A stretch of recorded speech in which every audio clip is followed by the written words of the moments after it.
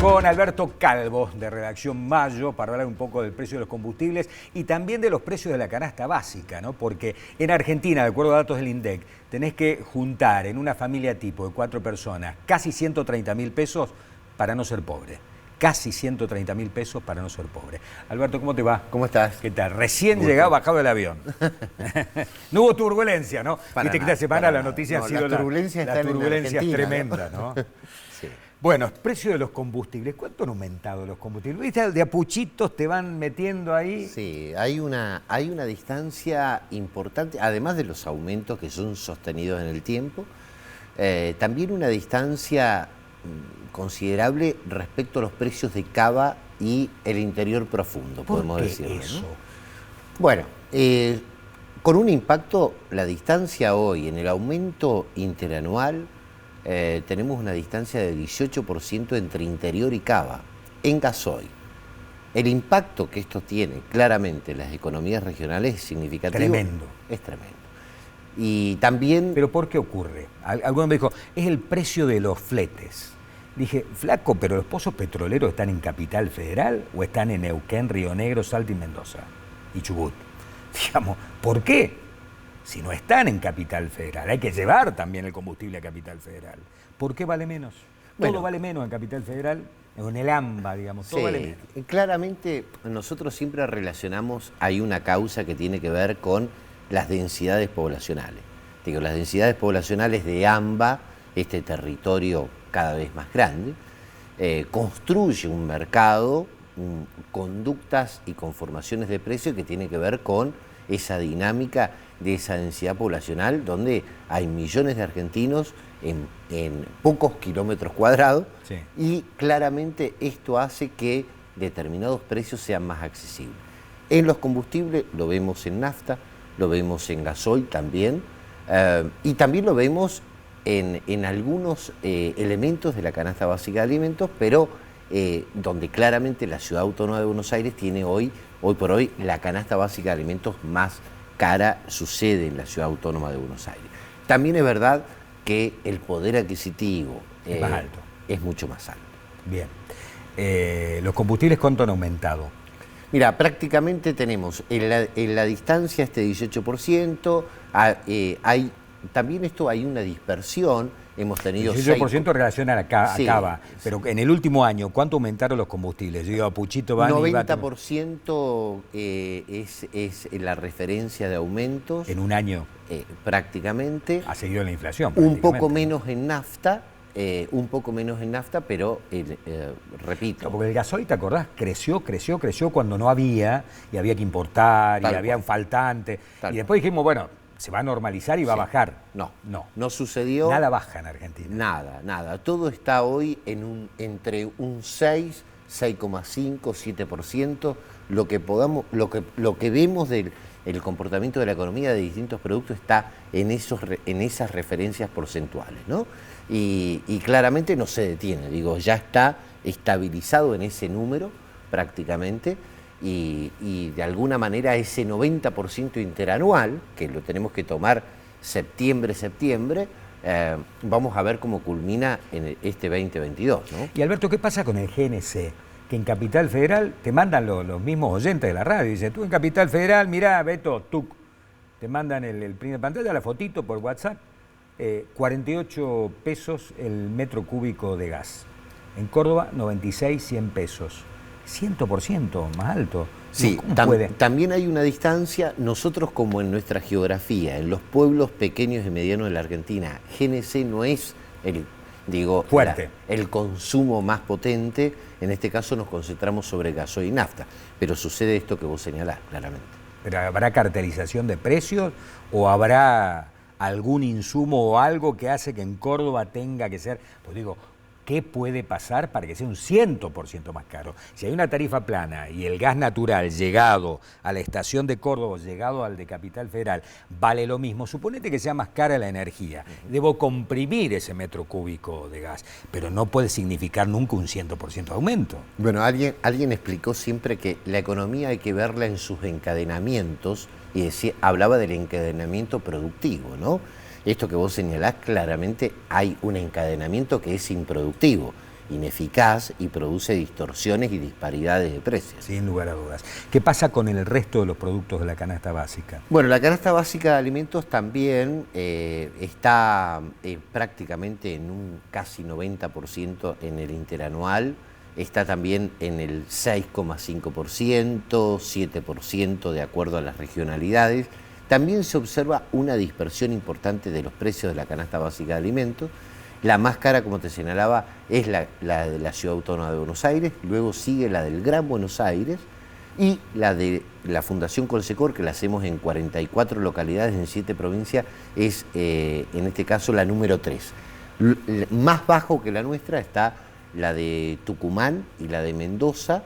Esto hablamos de canasta básica de alimentos, no estamos hablando de pobreza, esto es línea de indigencia, claramente, ¿no? Claro. Para distinguirlo. ¿Y cuál es la línea de indigencia? La línea de indigencia para un grupo familiar es de 55.000 pesos. Más o menos está en eso, hay que observar algún nivel de matiz de acuerdo a la regionalidad, pero ese, y si uno toma el salario mínimo vital y móvil, estamos en esas referencias también económicas. Una jubilación mínima. Exacto. Es la que cobran la mayoría de los la jubilados jubilación en Argentina, mínima, ¿no? Que no alcanza incluso a resolver esto en términos familiares. ¿Y cuáles son los productos que más han aumentado? Bueno, en el último mes la mitad del aumento lo explica frutas y verduras. Es tremendo lo que ha pasado. Frutas y verduras. El otro día compré 4 kilos de papa y 2 kilos de cebolla, 2.000 pesos. Bueno, te quiero decir algo. En el podio está papa, cebolla, entre los elementos que más subieron, ¿sí? Yo di en la tecla, entonces, sí, ¿no? compraste, mira, justo en el lugar. Pero es la papa papa y aumentó, cebolla, digamos, algo tan la básico. papa aumentó en lo que va del año 160%. ¿Cuál es el motivo real? Bueno, mucho se explica de frutas y verduras de acuerdo a los aspectos Pero del Alberto, clima. siempre hay un problema. Y sí, si sí. llueve mucho aumenta, si hay sequía Tal aumenta. cual. Si llueve normal también aumenta porque todo aumenta. Si cae una helada, aumenta. Si hace demasiado calor, aumenta. Si hace demasiado frío, aumenta. Bueno, el último mes aumentó 20% la papa, 160 en el anual. Pero 160. 160%. Y también hay que destacar algo, la papa es un componente importante en la dieta de los argentinos. Absolutamente. Es de un consumo masivo. Respecto a carne vacuna, otro elemento que podemos destacarlo, prácticamente un 40% de aumento en lo que va del año, que también tiene un 30% de asignación presupuestaria de la canasta básica de alimentos, la carne vacuna, ¿no? Claro, la carne vacuna no aumentó tanto, pero sí aumentó el cerdo, que estaba mucho más bajo. Exacto. Y se equiparó bastante con la carne vacuna. Y lo que aumentó muchísimo fue el pollo también, ¿no? El pollo que era relativamente económico, era una alternativa para la gente, y ahora ha dejado de serlo también, ¿no? Y después tenés otros elementos que son significativos en la resolución de la canasta básica de alimentos. Hoy el 18% lo explican las harinas, y esto habla claramente del consumo y la calidad alimenticia de los argentinos. Y hay claramente ahí que observar también esto. A propósito, quiero mencionar... El aceite, Alberto, lo comentó el aceite. Aceite también. Nosotros en los próximos días vamos a estar presentando desde la Fundación Colsecor el consumo de alimentos y las conductas, cómo suceden en términos de alimentación en la Argentina. Esto lo vamos a hacer con la estratificación de distintas... ¿Ya están haciendo trabajo de campo? Ya estamos haciendo el trabajo de campo, en los próximos días ya vamos a tener los resultados. Y lo hacemos en los pueblos de menos de 10.000 habitantes, en las localidades entre 10.000 y 35, de 35 a 100.000 y más de 100.000. Va a ser interesante para ver... ¿Es domiciliario ese trabajo? No, o lo trabajan es un trabajo por que se hace en el campo digital, sí, con el desarrollo de las redes sociales y con una metodología que tiene que ver con esta estratificación que nos parece clave, porque de alguna manera no es el comportamiento de la economía que sucede en las grandes densidades poblacionales, en los conurbanos, en los 35 grandes centros urbanos, donde muchos de los trabajos de campo se desarrollan en esos marcos. Nosotros nos parece clave también ir a las pequeñas poblaciones, a las medianas, para tener una densidad importante de conceptualizaciones que se desprenden de estos trabajos. Desde la experiencia, por lo que vienen ustedes siguiendo desde hace años, ¿cómo ves este tema? Otra vez intentar un congelamiento de precios, un acuerdo con las principales alimenticias. ¿Crees que es posible o es un parche más? Bueno, claramente las experiencias indican que los congelamientos tienen que, además, tener... Tienen que descongelarse. Sí, y tienen una revisión permanente. Digo, esto claramente es una evaluación casi cotidiana, ¿no?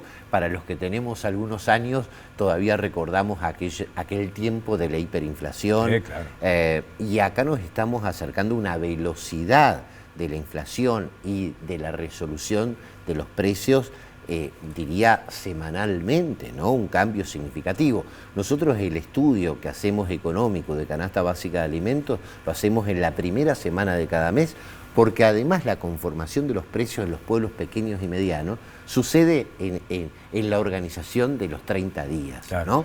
Distinto es el caso de la ciudad de Córdoba, digo, los supermercados, las grandes cadenas empiezan a generar una intervención mucho más diaria o semanal por lo menos, ¿no? Y la hora 30, este famoso que piensa alargar para algunos artículos, productos como lavarropa, tecnológicos, televisores para el Mundial, etcétera, sí, etcétera. ¿Es un engaña pichanga de alguna manera también? Digamos, inflamos el precio, te lo damos en 30 cuotas, porque alguien tiene que bancar. El dinero no nace de la planta, y no creo que haya ningún empresario que quiera regalar el producto, ¿no? Por supuesto, nadie va a querer perder. Claramente es una inyección a partir de una necesidad de esos dispositivos. Hablamos de dispositivos móviles, entiendo que también están incorporados. Los televisores por este evento cada 4 años y medio, que en este caso va a ser sobre el Mundial de Qatar. Va a haber una reactivación claramente de decisiones de compra de esos productos. El punto es después cómo después continúa, porque también las medidas económicas de dólar soja, después se empezó a hablar de otro tipo de dólar de acuerdo a la economía, ¿no? 15 tenemos. Y en este caso, bueno, habrá que ver esta hora 30 hasta dónde se puede extender más allá de estos dispositivos tecnológicos. Claro, porque la tasa de interés en realidad que están planteando es bastante menor a la tasa de inflación y bastante menor también a la tasa de un plazo fijo. Entonces terminaría siendo conveniente si no inflan el precio original. Ahora, si te inflan el precio original o te dicen hay un 40% de descuento si lo compras de contado, y ya te pones a pensar si te conviene financiarlo o no. Pero claro, hay gente que no puede comprarlo porque vale 200, 220 mil pesos o 180 mil pesos y no tiene ninguna otra posibilidad que no sea a través de las cuotas. Seguramente va a haber una fila larga de muchos espacios de la economía que van a pedir ser parte de la hora 30. Si resulta un bien para dinamizar la economía de esos lugares. Alberto Calvo, de Fundación Colsecor y de Redacción Mayo, muchas gracias por estar con nosotros. Buen laburo, como siempre, lo que hacen allí en Redacción Mayo. Señoras y señores, nos estamos yendo. Nosotros nos reencontramos el jueves que viene, Dios mediante. Chau, hasta entonces.